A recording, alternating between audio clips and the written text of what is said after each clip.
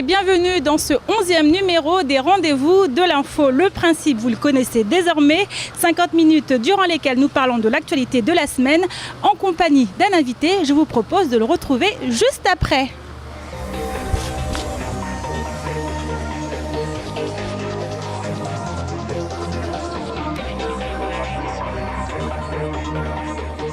Je viens donc de retrouver notre invité, il s'agit de Maître Nadjim Ahmada. Maître, bonjour.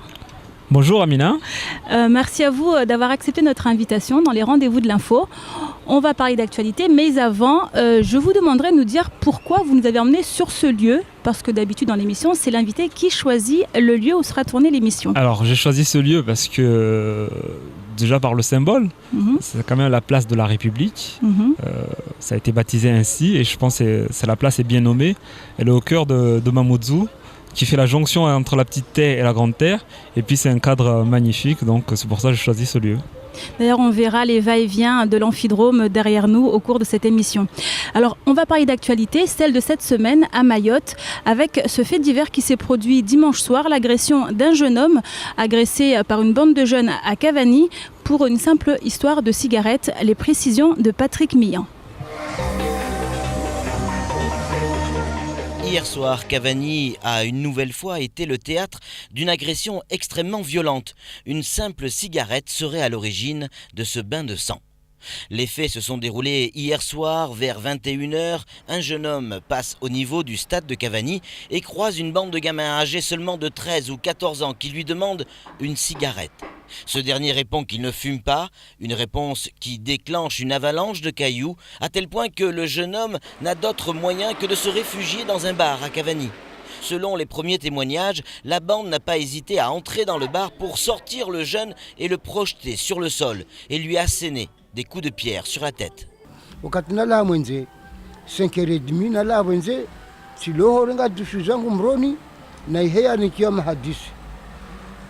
Namazisintini diajiri ambava mwanamtsa arosambio nyangu stadi tahea hunu ajare mwa babo donc mamtsa waliokia kujisha wami jikiambara kujishwa mangavuswa kwa jua tongeza ijira mbabirije sasa tongeza ijira mbantongotindi ijira tongotindi ijira besikia kamwalu. Selon les témoins, les pompiers sont arrivés très rapidement sur place et ont porté secours à ce jeune allongé sur le trottoir dans une mare de sang. La victime sera transportée au CHM en urgence. Ses jours ne sont pas en danger, mais il a frôlé la mort pour une simple cigarette. On le voit ces derniers temps, la violence et la délinquance juvénile prend beaucoup d'espace au niveau de l'actualité. Est-ce qu'ici encore, il n'y a pas quelque chose à faire ? Alors effectivement, nous sommes dans un territoire où la population souffre de cette délinquance juvénile et chaque semaine ou voire chaque jour, il y a des faits de plus en plus graves qui se déroulent et qui sont perpétués sur le territoire de Mayotte. Alors effectivement, nous sommes toujours dans l'attente de solutions ou de moyens qui viendraient de plus haut, de Paris, de la métropole, parce que effectivement, on a des jeunes qui sont désœuvrés et qui commettent des fois de l'irréparable. Là, d'après votre sujet, une simple histoire de cigarette a amené à un déferlement de violence jusqu'à ce que ce jeune homme, presque, il risquait sa vie, risquait d'en mourir. La réponse pénale aujourd'hui n'est pas adaptée, encore une fois, à Mayotte. Pourquoi ? Parce qu'on a une ordonnance de 45 qui régit la situation des mineurs délinquants. Ça, c'est une chose. Ce texte est dépassé. La ministre de la Justice qui est là entend le refermer à juste raison. Je crois, d'après ce que j'ai pu lire ici et là, au courant de 2015. Mais aujourd'hui, la réponse n'est pas adaptée. Ces jeunes-là, il n'y a pas de structure d'accueil, même d'enfermement qui existerait à Mayotte. Et deuxième chose, même la maison d'arrêt aujourd'hui, si on devait les mettre en détention, il n'y a pas assez d'espace pour les accueillir. Donc malheureusement, on aboutit à des jeunes qui, pour une simple cigarette, ça donne à des faits aussi graves. Oui. On le voit, pour une simple cigarette, on a même peur du coup, parce qu'on se dit que pour un oui ou pour un non, on peut se faire agresser, ça crée une espèce de psychose quand même. Absolument, surtout que c'est gratuit. C'est gratuit. On a des faits à titre professionnel. Je vois des choses où il y a des cambriolages qui virent à des viols ça devient crapuleux. C'est-à-dire on ne vient pas simplement pour voler, mais on va pour violer et pour détruire la vie d'une famille. Donc effectivement, la solution, je crois que je ne sais plus c'est l'expression de qui, il faut un plan Marshall de la sécurité à Mayotte. Effectivement, et malheureusement... Aller jusque-là ? Ah ben oui, il faut, parce que à situation exceptionnelle, il faut des mesures exceptionnelles. Et je pense qu'on ne peut pas aujourd'hui laisser des ministres venir et nous dire que tout va bien, surtout le ministre de l'Intérieur qui est venu, on dit vous n'avez pas besoin qu'on place Mayotte ou la commune de Mamoudzou en zone de sécurité prioritaire parce que la délinquance a baissé. Je suis désolé, encore l'actualité, et chaque semaine, l'actualité nous rappelle que c'est faux. Justement, la ministre de la Justice, Madame Christiane Taubira, était à Mayotte en début de semaine, lundi et mardi. Et il a été question avec elle justement de cette question des mineurs qui posent problème une fois arrêtés pour des faits de délinquance, ne peuvent être emprisonnés parce que mineurs justement. Et Camille Leca a eu l'occasion de s'entretenir avec la ministre. On l'écoute.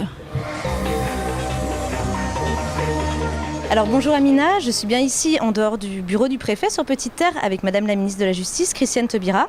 Christiane Taubira, Madame la ministre, bonjour. Bonjour. En 2013, 36% des actes de délinquance impliquent des mineurs. 93% des cambriolages impliquent des mineurs. Donc qu'est-ce que fait la justice, qu'est-ce que vous faites vous pour leur donner d'autres perspectives que la délinquance, très concrètement ? Alors, le rôle de la justice, ce n'est pas de donner d'autres perspectives que la délinquance. Le rôle de la justice, c'est de sanctionner les actes de délinquance. Et c'est ce que font les juridictions. Mais concernant les mineurs, à Mayotte, comme dans tous les territoires de la République, comme dans tous les pays démocratiques du monde, à Mayotte, il faut aussi prendre en charge les mineurs, apporter toute une série de réponses en matière d'éducation, en matière sociale, en matière d'accès aux soins, faire en sorte que les mineurs soient encadrés, qu'ils aient connaissance des règles, qu'ils sachent que lorsqu'ils transgressent les règles, ils sont punis.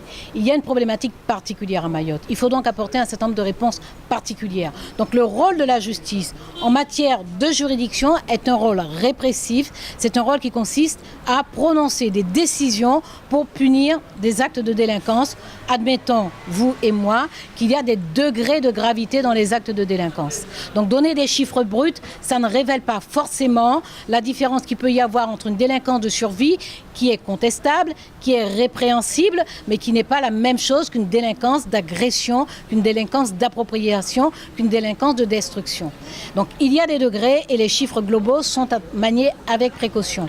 Ensuite, bien entendu, la justice est soucieuse aussi de la prévention, et notamment concernant les mineurs. Et c'est pour ça que nous avons augmenté de façon significative les effectifs de la protection judiciaire de la jeunesse, que nous travaillons avec le Conseil général qui a la compétence en matière de protection de l'enfance, de façon à augmenter les capacités d'accueil et surtout à les diversifier, puisque aujourd'hui ce sont essentiellement des familles d'accueil qui accueillent les jeunes, placés par le Conseil général. Il y a lieu d'avoir des structures plus officielles, plus formelles, telles que par exemple des foyers d'accueil de l'enfance. Mais bien entendu, il y a aussi tout un travail à faire dans la société, parce qu'il y a cette problématique des mineurs isolés, livrés à eux-mêmes, qui n'ont pas d'autorité ni parentale, ni d'adulte en général, face à laquelle ils sont confrontés par leurs actes, y compris de simple incivilité.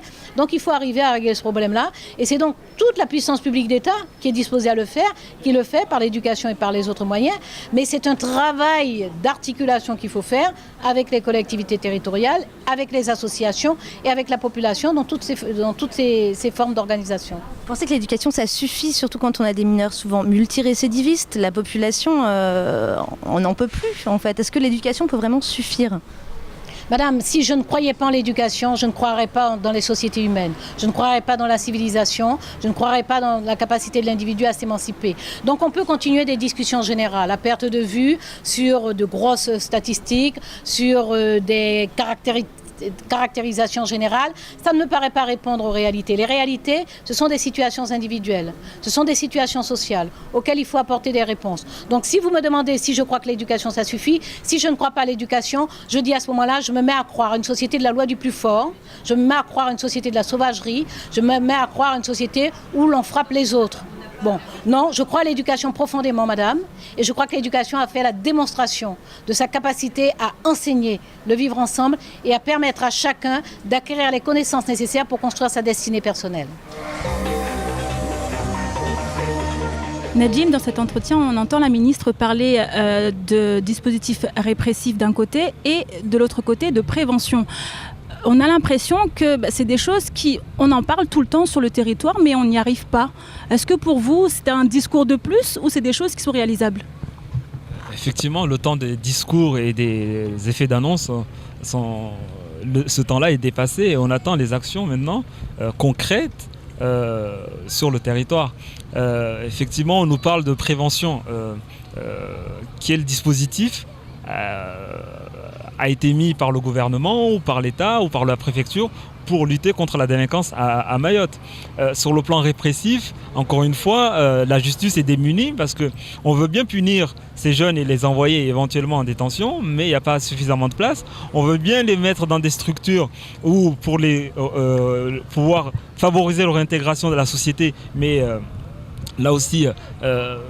J'espère ne pas pouvoir me fâcher avec M. Zaïdani, mais le département ne joue pas le jeu parce que c'est une matière qui relève de sa compétence. Effectivement, il y a un peu tout le monde qui a laissé tomber cette population qui souffre de cette délinquance de mineurs, voire des jeunes majeurs qui empoisonnent la vie au quotidien des citoyens de ce territoire. Donc, on a ce que je disais dans le journal de Kwesi il n'y a pas très longtemps.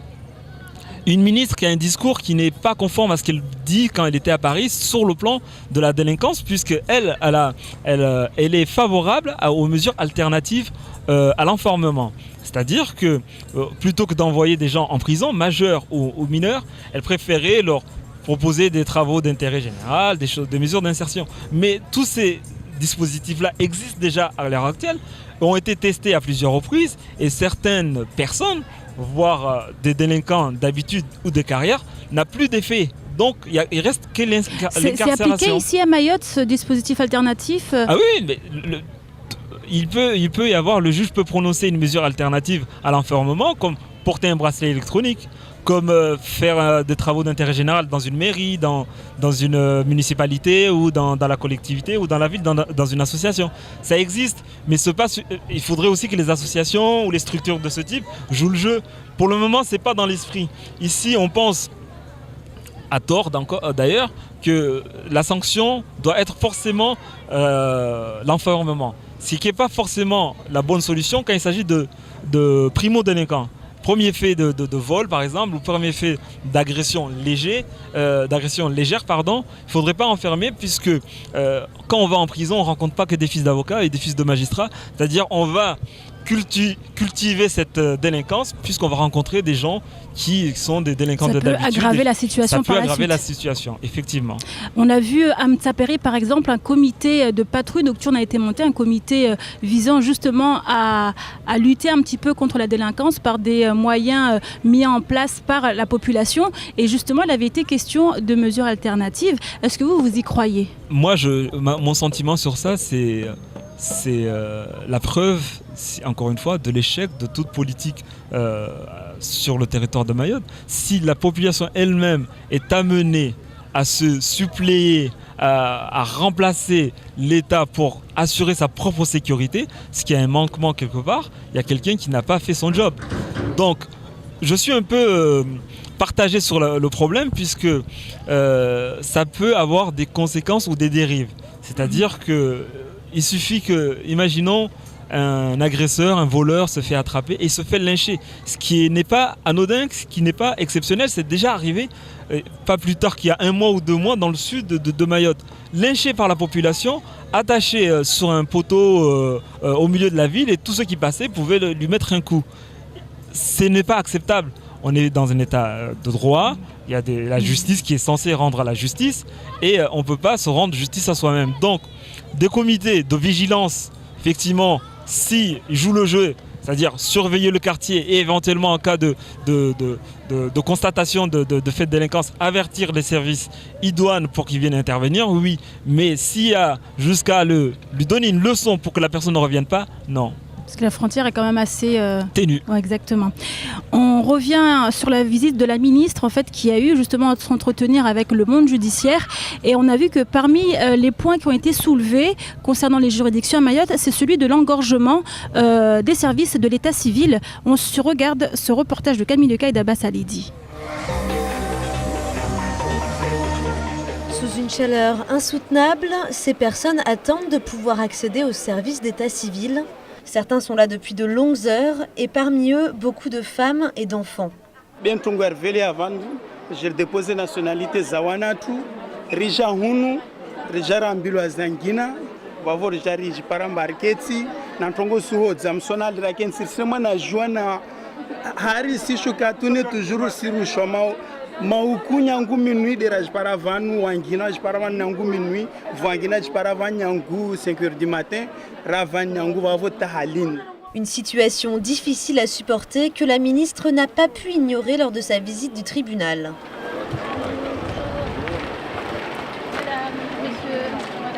Pour le sénateur Abdourahmane Swahili, c'est une prise de conscience importante qui pourrait faire avancer les choses. Ça montre exactement la situation de Mayotte en matière d'immigration. Parce que tous ces gens qui sont dehors, ce sont des gens qui sont venus pour chercher des solutions. Ce sont des gens qui sont venus pour chercher des papiers. Donc c'est automatiquement des gens, peut-être on peut dire 60-70% des gens qui sont en situation irrégulière et qui viennent demander la régularisation de leur situation. Donc tous ces problèmes-là demandent quand même de réponses. Aujourd'hui, la ministre de la Justice l'a bien vu. Il faut maintenant qu'elle prenne acte. Des services de l'état civil engorgés, de la population qui patiente pendant des heures entières. Certains même viennent depuis 5 heures du matin. Est-ce que là, il n'y a pas un souci, Maître Hamada? Il y a un double souci.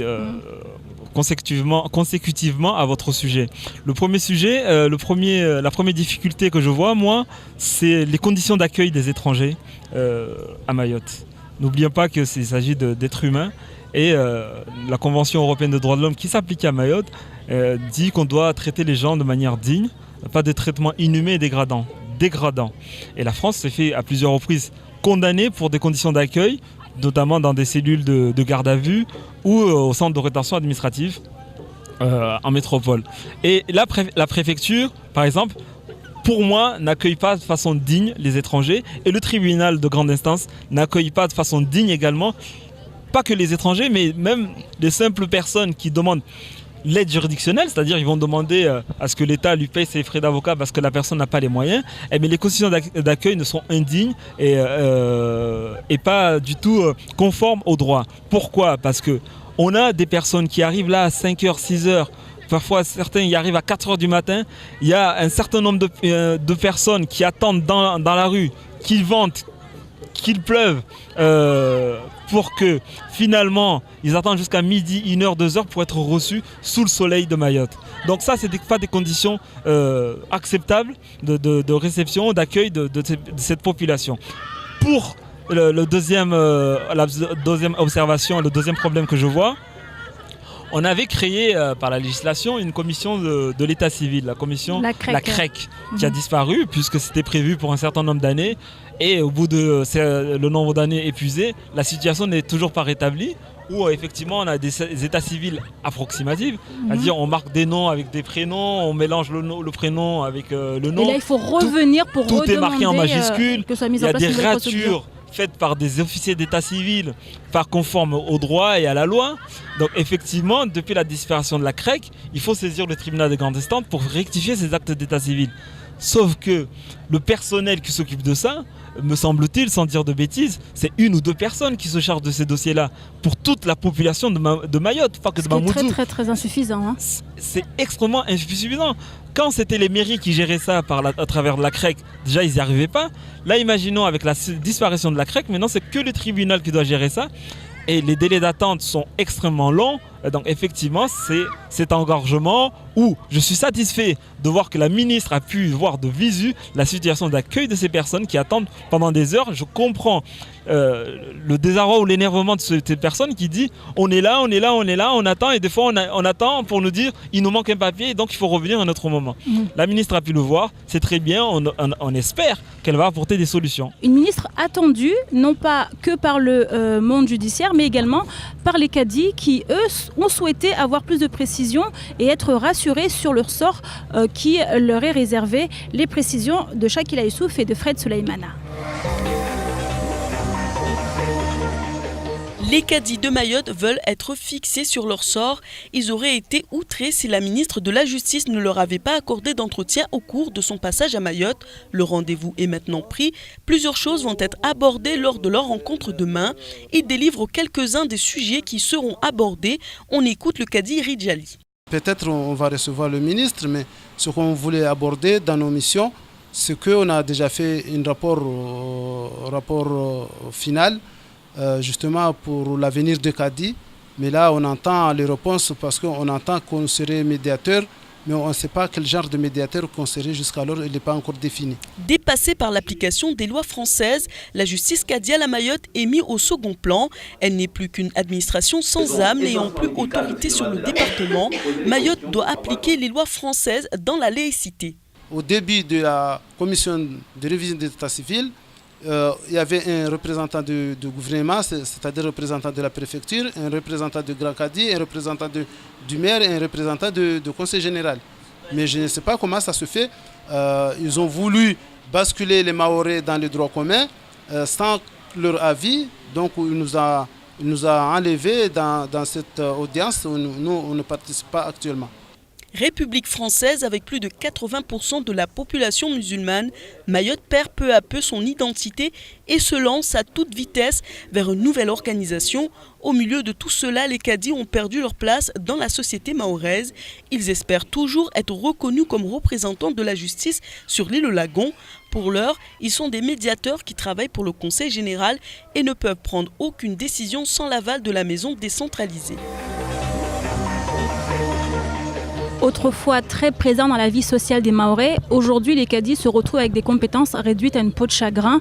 Avant, on sait qu'on allait chez le cadi pour un peu tout ce qui régissait la vie familiale, tout ce qui était de l'ordre du notariat. Et aujourd'hui, plus rien. Nadim, est-ce que l'application du droit commun à Mayotte nécessite justement la disparition? Parce qu'on se dit, est-ce que c'est pas ce qui va arriver des cadis? On est dans un ensemble qu'on appelle le département français. Et on a tendance à croire que parce qu'on est département, il faut absolument avoir une intégration totale, avec une assimilation totale, voire un effacement de nos cultures et nos traditions. Ce qui n'est pas du tout l'esprit de la Constitution, qui prévoit qu'on conserve nos spécificités. Ce n'est pas du tout l'esprit de l'Europe, qui reconnaît aussi à certaines régions le droit de garder certaines spécificités. Très dur à dire ce mot. Là, en l'occurrence, la position des cadis est assez difficile parce que leur rôle continue, c'est-à-dire, mais presque, j'allais dire, dans la clandestinité. C'est-à-dire dans la clandestinité, c'est que leur... C'est-à-dire ils continuent toujours à jouer leur rôle de conciliateur, de modérateur de la société. Vous voyez, il s'est passé il y a quelques semaines entre Majikavo et Kaweni. Voilà, et les cadis sont intervenus et je crois que leur intervention a été salutaire, a été saluée d'ailleurs, puisqu'ils ont pu arrêter ces faits d'émeutes. Avec ce protocole d'accord qui a été signé au final. Vous avez vu le protocole, la signature du cadi, ainsi de suite. Donc ils sont intervenus et ils ont pu arrêter les choses d'un coup. Donc, ils jouent un rôle, ils sont quand même écoutés au sein de la population par les adultes et par aussi les jeunes. Donc, effectivement, il faut leur redonner ce rôle-là. Puisqu'on est dans le droit commun, on doit accepter quand même également que l'application du droit commun qui veut que la justice doit être rendue par le juge de droit commun, c'est-à-dire au tribunal de grande instance, qui perdent son pouvoir de décision, ce qui est normal, qui perdent leur pouvoir en qualité de notaire entre populations d'origine ou de confession musulmane, ça peut se comprendre également, mais ce rôle de ciment qui existe depuis des années, ciment social, hein. Ciment social qui existe depuis des années, doit subsister, et c'est là le sens de leur combat. Ils militent juste sur le fait d'avoir un statut bien reconnu de médiateur. Et enfin, ils ont pu avoir un entretien avec le conseiller de la ministre de la Justice.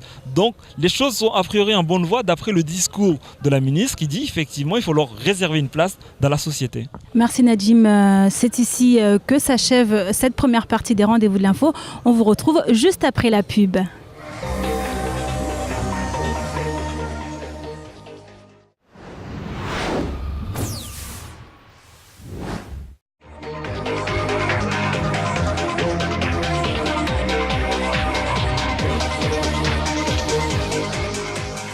sommes de retour dans les rendez-vous de l'info pour cette deuxième partie d'autres sujets d'actualité.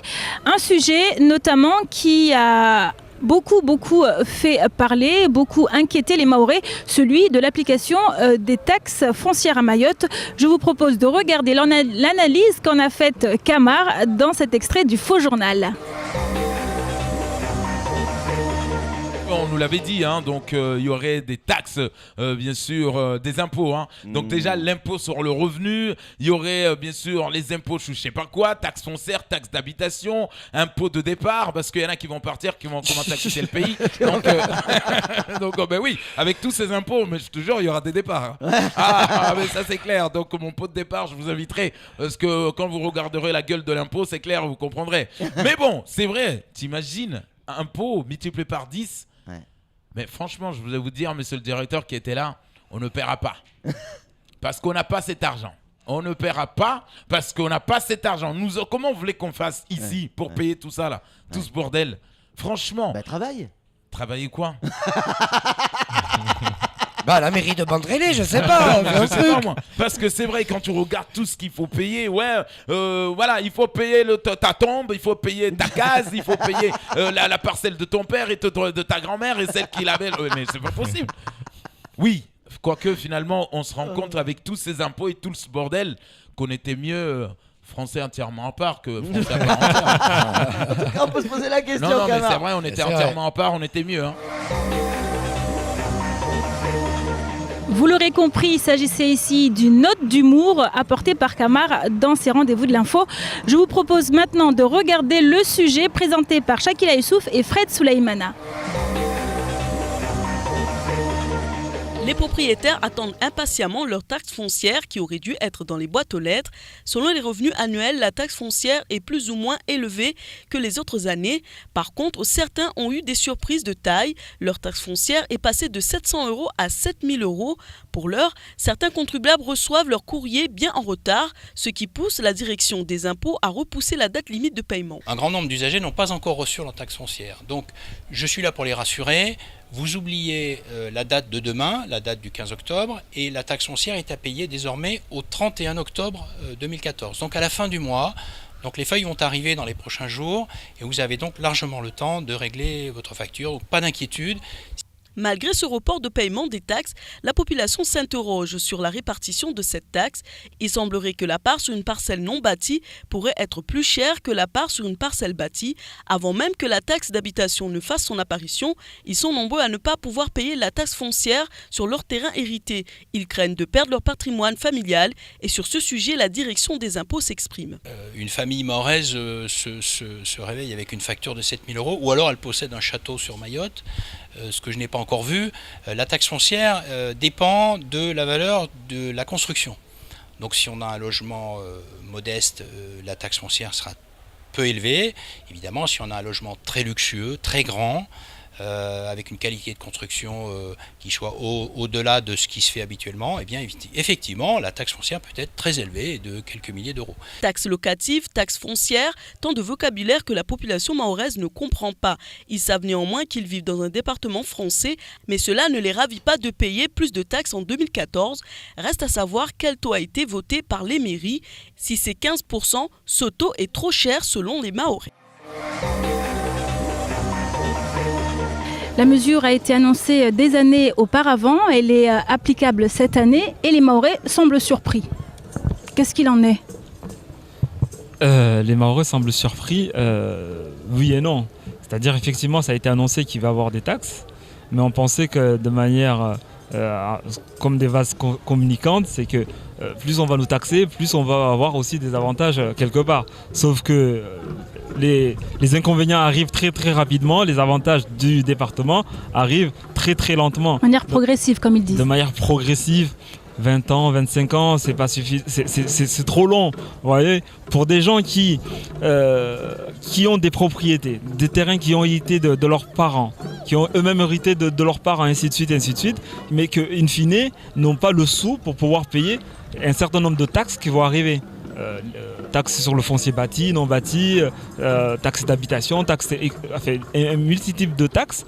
Et donc, effectivement, ces gens-là sont surpris puisque le niveau de vie est toujours aussi élevé. Les Avec rémunérations, un contexte de vie chère. Les rémunérations n'augmentent toujours pas. Effectivement, on va les ponctuer encore une fois de nouvelles taxes. Alors, le risque, c'est que les impôts, les nouveaux impôts qui vont arriver, vont être des impôts confiscatoires.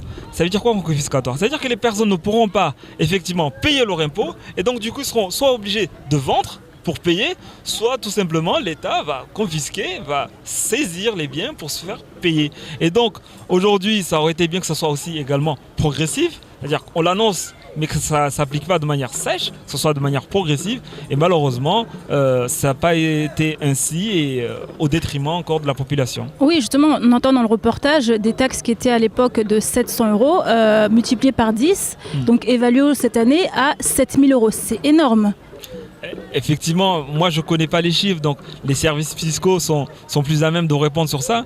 Mais j'ai bien aimé le discours du directeur, je crois qu'on voit dans le sujet, et qui dit bon, ne vous inquiétez pas, on vous laisse encore un délai de 15 jours pour payer. Non, en 15 jours, on ne trouve pas 7 000 € à payer. Non, la question est de savoir comment on peut avoir de manière lissée des possibilités de règlement.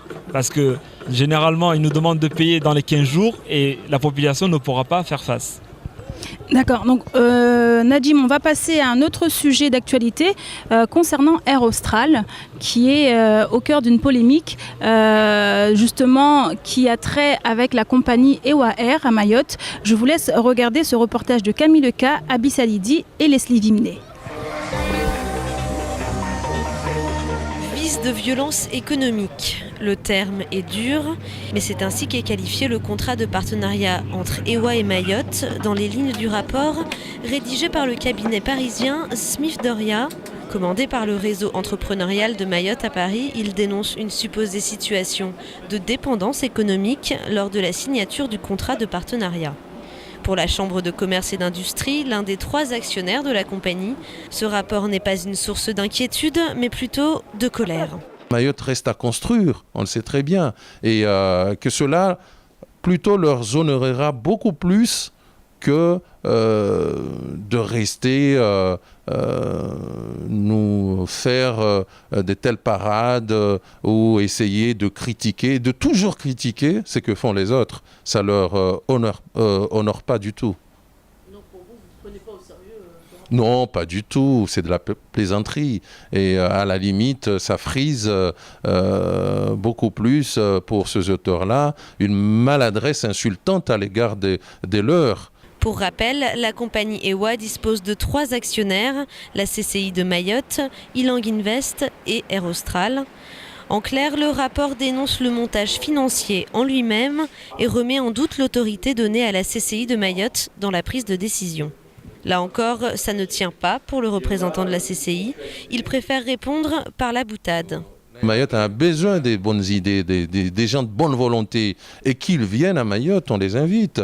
Qu'ils viennent nous voir, qu'ils viennent nous rendre visite, qu'ils viennent travailler auprès de nous s'ils ont du savoir-faire ou des expertises ou de la contribution à apporter. Ils seront les bienvenus chez eux. Reste à savoir si dans les jours à venir, un dialogue apaisant va pouvoir s'instaurer entre le commanditaire du rapport et les actionnaires d'EWA. Air Austral, taxé de violence économique. C'est un grand mot, mais qu'est-ce que cela signifie pour vous, maître ? Moi, j'ai lu cet article et j'ai vu le sujet. Et effectivement, moi, je ne tiens pas à polémiquer sur le sujet. Pourquoi ? Parce que je pense qu'on se trompe de débat. On a la chance, si je peux dire, d'avoir une nouvelle compagnie qui vient s'installer à Mayotte. Ça a des conséquences sur votre vie au quotidien et moi. C'est-à-dire qu'on est sur une île, on a besoin de voyager et donc du coup, le fait d'avoir une nouvelle compagnie, ça crée de la concurrence, donc baisse des prix. Donc c'est déjà une première chose. Donc c'est pas bien de polémiquer alors que, in fine, ça va faire baisser les prix. Deuxième chose, la polémique porte sur le fait que Mayotte, la compagnie qui est censée être mahoraise, est détenue à plus de 50% par une autre compagnie réunionnaise. Sauf que le siège social se trouve à Mayotte et que la CCI est aussi partenaire et associé actionnaire dans EWA. Et donc, je pense que c'est pas bien de polémiquer sur une chose in fine qui est une bonne chose pour le territoire de Mayotte. Pour le reste, je ne pourrais pas m'exprimer pour des raisons que vous connaissez, puisque je connais un peu le dossier en ma qualité d'avocat. Donc, je ne pourrais pas plus m'exprimer. Donc, ce qui a été évoqué ici, c'est le fait qu'à Mayotte, il n'y a aucun pouvoir de décision. Donc, pour ceux qui sont sur le territoire, tout vient de la Réunion. Et également, on parle de cet avion qui est loué par Air Austral à Mayotte, à la compagnie EWA Air. On ne comprend plus trop ce qui se passe. D'accord. Encore une fois, je veux reformuler la même réponse. Je ne peux pas m'exprimer, mais en tout état de cause, le pouvoir des décisions n'appartient pas qu'à Air Austral. C'est-à-dire qu'ils ont 50%, mais il y a d'autres partenaires qui sont là à donner leur sentiment sur toute décision. Faut savoir qu'en droit, ce qu'on appelle l'abus de majorité. C'est pas parce qu'on est majoritaire qu'on a le droit de tout faire. Il y a la minorité qui a un droit aussi également, quand on n'est pas d'accord sur une décision, parce qu'elle est imposée par la majorité, de la contester. Il y a des voies légales pour ça. Donc aujourd'hui, la question ne s'est jamais posée. Au sein de EWA, la question se pose au sein des médias. Et donc je pense que le sujet est clos pour moi parce que j'ai pas envie de m'exprimer dessus. Un dernier point, on disait que justement en arrivant sur Mayotte, EWA Air allait permettre l'ouverture au canal de Mozambique et on voit que petit à petit les taux se resserrent dans la mesure où une destination est en train de disparaître, Mayotte-Mozambique. Donc est-ce que ça ne vient pas également mettre un peu de feu sur le sujet ? Alors, la politique commerciale de EWA, je la connais pas. Il y a des gens qui sont payés pour ça. Mais EWA, il s'agit d'une société comme le groupe Poésie, il me semble. Il s'agit d'une société.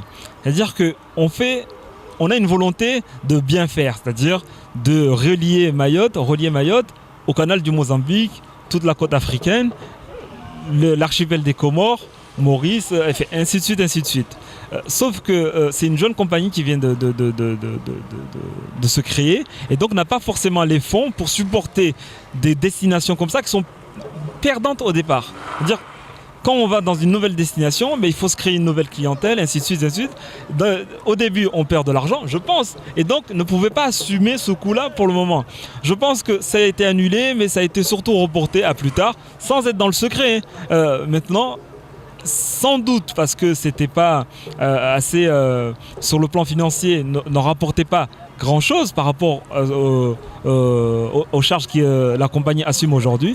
Donc on peut le comprendre sur le plan économique. Maintenant, sans doute cette destination sera reproposée quand il y aura de la demande. On reste dans le domaine aérien avec cette autre compagnie qu'on le connaît ici à Mayotte, la compagnie Interrail, qui elle a décidé justement d'ouvrir la concurrence et de s'attaquer à des destinations telles que l'île de la Réunion et l'île Maurice. Voyez ce reportage de Camille Leca.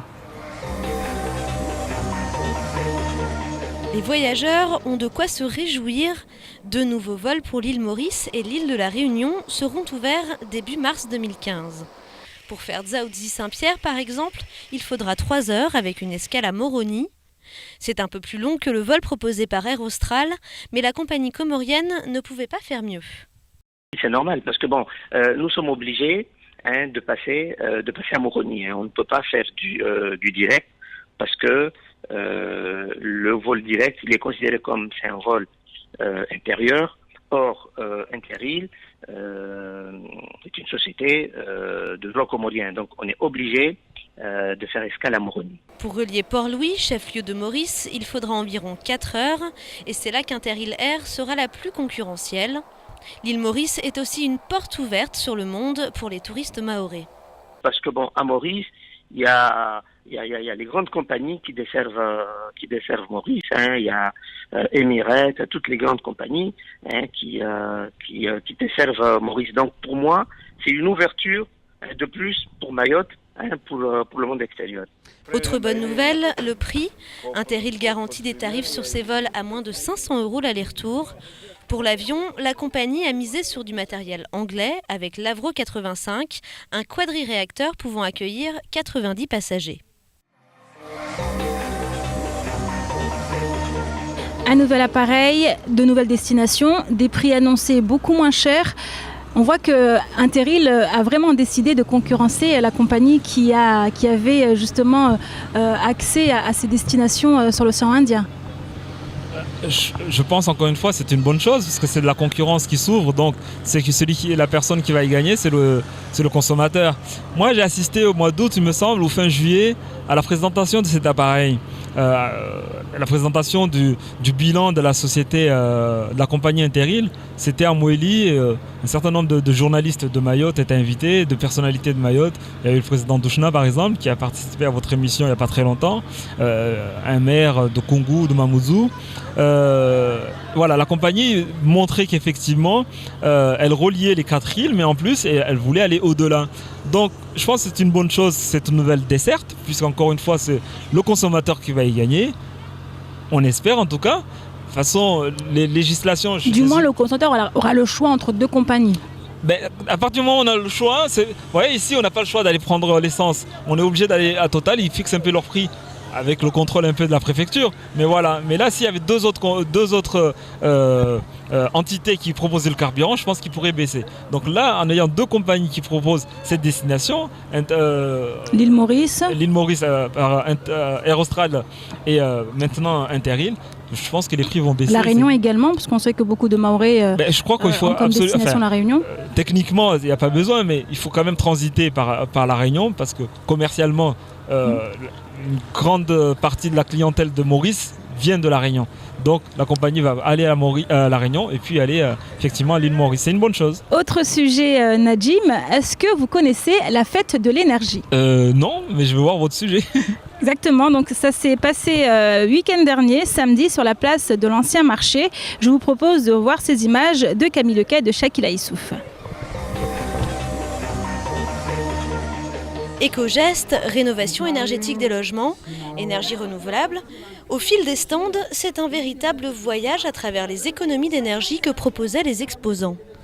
Entre les ateliers et les démonstrations, petits et grands avaient l'embarras du choix. La fête de l'énergie, le village de l'énergie, c'est une fête qui est relayée au niveau national par les espaces Info Énergie.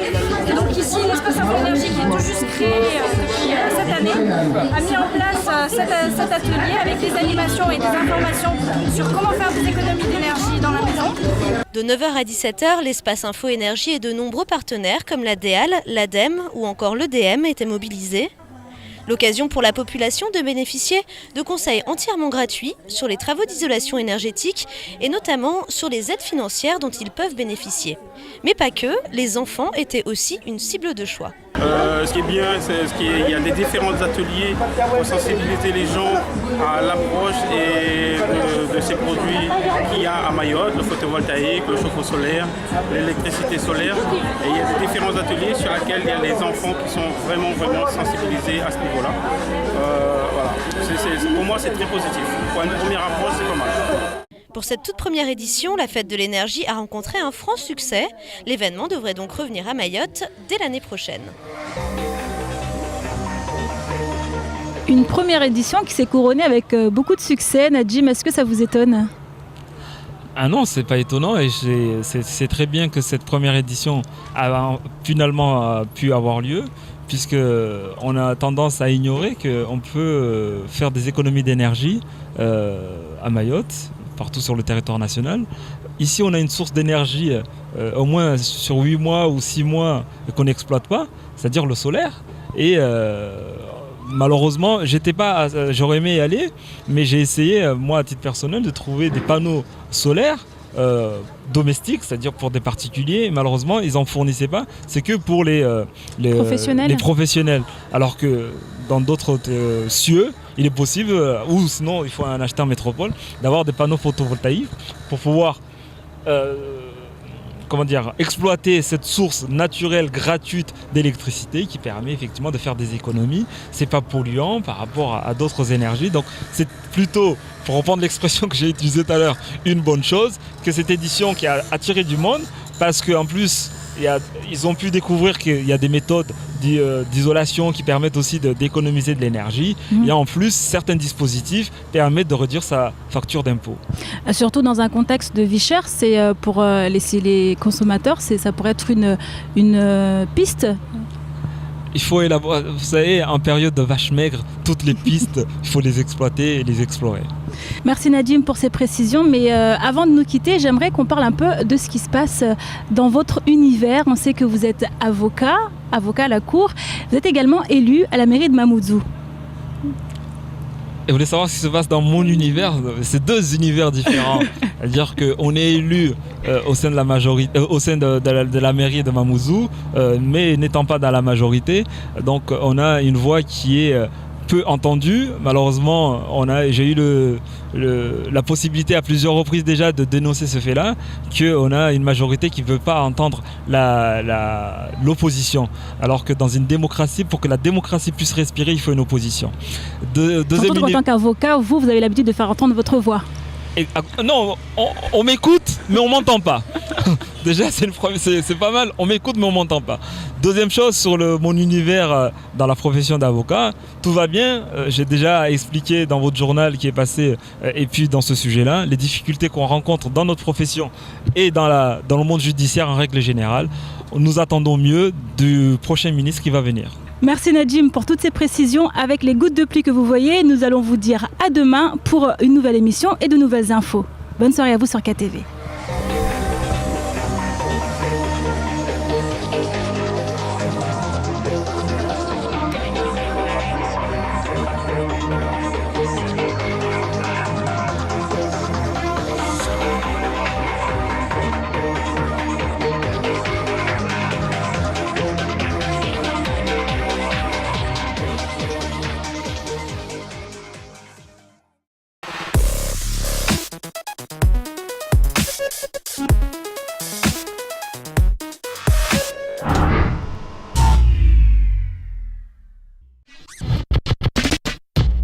Bonjour, Wine Patounette, how are you, Doudou? Oh! Oui. Oh! Oh! Aïe! Attention, vous dépassez la barre bleue. Aïe! Mais gros que ce le gros! Bonjour! Non, ça, je peux pas faire ça. Si, ça vous pouvez. Ah, oui, Par contre, la main comme ça, c'est. Ah, ouais. On va lundi, on vous coupe le bras gauche, hein, je vous le dis, moi.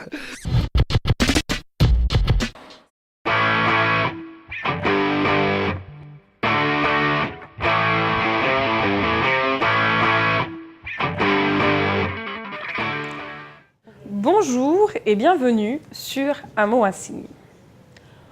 Aujourd'hui, on continue sur la politesse. Swafia va nous montrer comment on signe oui. Comment tu fais? Tu prends le pouce et l'index, tu fais un rond et une virgule. On le refait ensemble? Et comment on fait non? On le fait ensemble? Facile. Merci et à demain.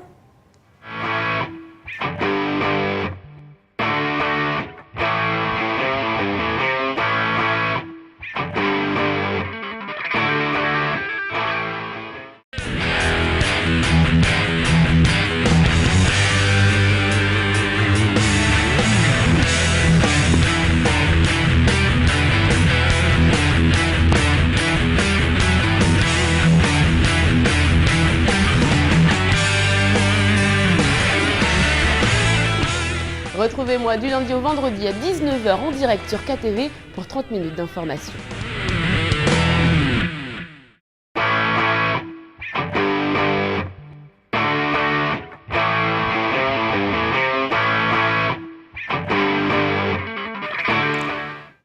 Bienvenue sur Un mot, un signe. Cette semaine, nous allons apprendre l'alphabet. Mandy va nous épeler les lettres de A jusqu'à E. Tu nous montres, Mandy? A, B, C, D, E. On le fait ensemble?